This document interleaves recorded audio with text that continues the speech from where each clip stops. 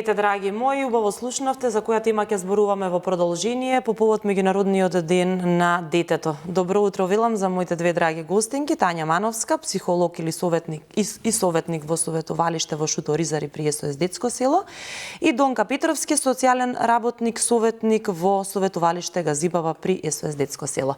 Добре ни дојдовте. Добре најдовте. Поводот е јасен, го одбележуваме Меѓународниот ден на детето, така што ќе се обидеме малку повеќе да ги разјасниме работите на нашите гледачи и да дадеме некои препораки, совети, но и објаснувања како сето ова функционира и работи кај нас. Донка, најпрво би ве прашала вас да позборуваме за советувалиштата при СОС Детското село во Скопје. Како работат? Добро утро од мене. Благодарам за поканата и за можноста да ние ја презентираме работата на нашето советувалиште пред гледачите на Канал 5 телевизија. Секако. Во однос на советувалиштата би сакала да спомнам дека имаме две лиценцирани програми кои што ги применуваме. Едната е методологијата за јакнење на семејства. Тоа е една уникатна програма каде што и мислам дека е единствена која што го опфаќа целото семејство, односно работиме на советување на сите членови во семејството. Се одвива на многу интересен начин, во една просторија истовремено, две паралелни групи имаме, во едната просторија се родителите, во другата просторија се децата. И после отприлика едночасовна едукација произлегува третата група, односно семејната група, каде што сите членови од семејството може да ги споделат своите искуства, да ги применат вежби, преку вежба да ги применат советите кои што се дадени за време на сесиите и да поминат едно интересно време со други семејства, бидејќи се работи во група.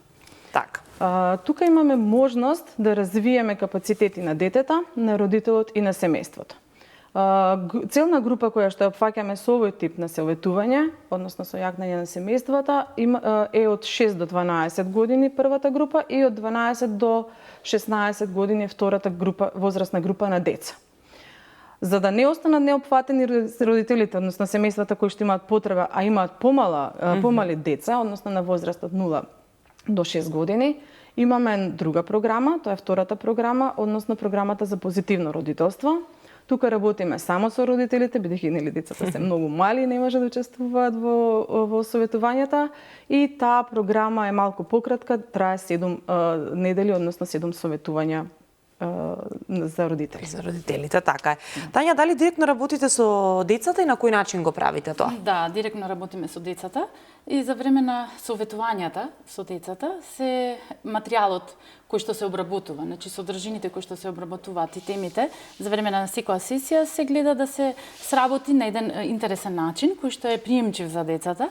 Особено се применува многу играње на улоги, се применува глумење, се применува работа во групи, така натаму. Така да, преку таа директна работа со децата, им се овозможува, им се јакне самодовербата, се јакнат презентацијските вештини, меѓутоа истовремено се јакне емпатијата, им се развива емпатијата, им се развива сочувството во однос на другото, другарче, да ги разберат неговите чувства, но истовремено се јакне и солидарноста и соработката помеѓу децата, и пријателството и другарството. Така, колку убаво навистина.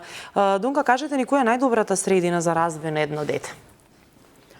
Идеално би било да има конкретна рецепта за тоа, меѓутоа ние сметаме дека здраво семејство е најдобрата средина за раст и развој на едно дете. Тоа би опфаќало семејство каде што владе многу љубов, внимание, соодветна грижа за детето, родителите да знаат соодветно да одговорат на потребите на децата во дадена возраст, и грижа каде што родителите ќе поминуваат квалитетно време со децата. Време поминато во игра, а не време каде што го поминуваат само во грижа, подготовка на храна, хигиена, здравје и слично, него буквално време поминато во игра со децата. Така, да им дозволиме на децата да бидат деца, да. Затоа што тоа и треба да бидат на нивната возраст. Тања, какви позитивни промени и резултати постигнуваат и кај децата и кај родителите при работата? Вака, кај децата и кај младите, значи постигнуваме позитивни резултати од типот препознавање на своите емоции, значи да можат да ги именуваат своите емоции, своите чувства, особено емоциите како што се лутина, гнев и да знаат на еден позитивен начин да се растеретат од тие емоции.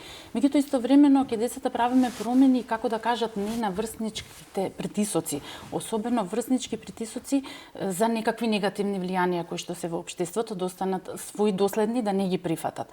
Тука учат за активното слушање, значи развој на комуникацијските вештини, правилата на активно слушање.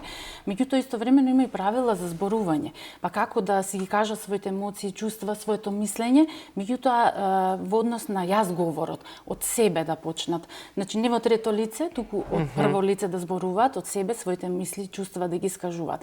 Како што кажав претходно, презентацијските вештини ги јакнат и така натаму. Во однос на родителите, родителите учат разлики помеѓу дисциплина и казна. Учат како да даваат позитивни пораки до децата, какви упатства да даваат.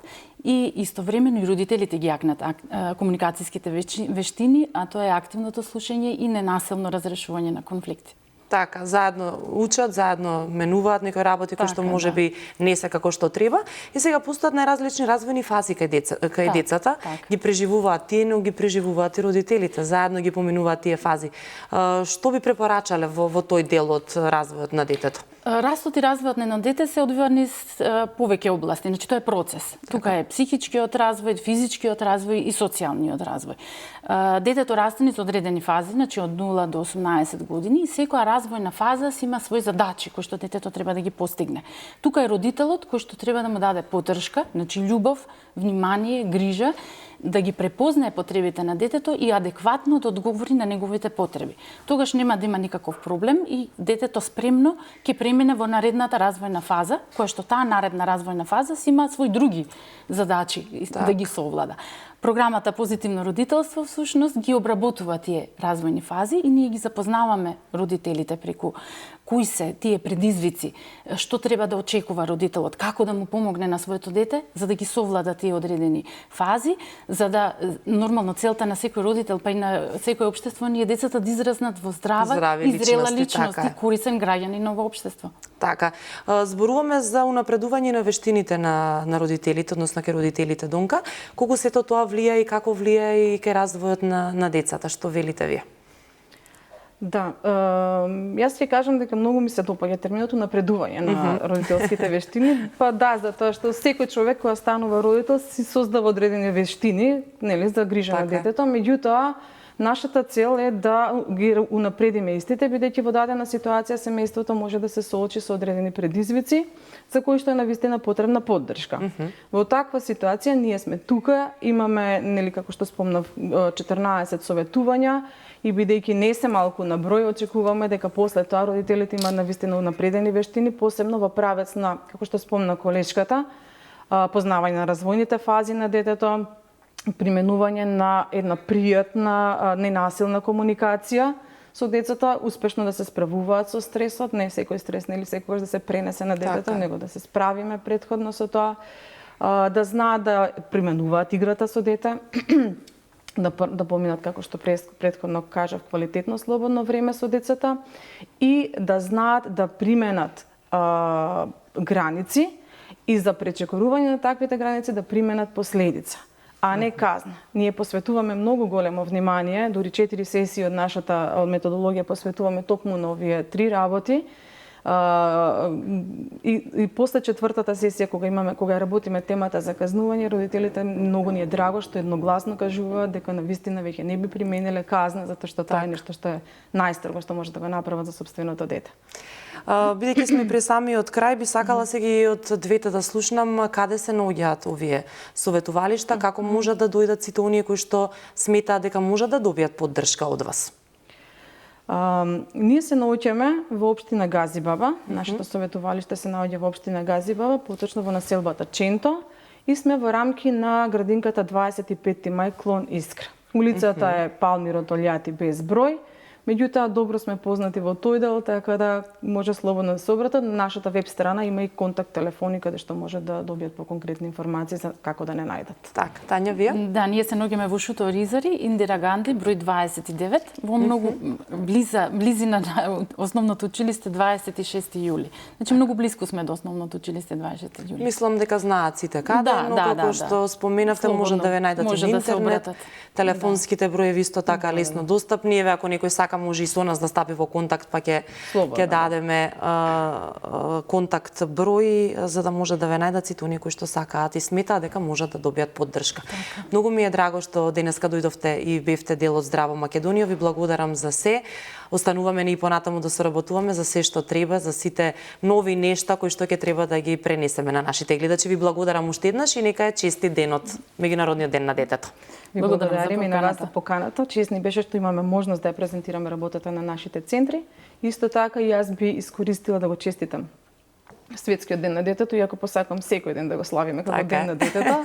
Имаме една кратка порака, доколку ни дозволува времето, да сите се потрудиме да го направиме светот да биде едно пред се безбедно и пријатно место за нашите деца. Така, одличен завршеток на денешниот разговор. Ви благодарам уште еднаш.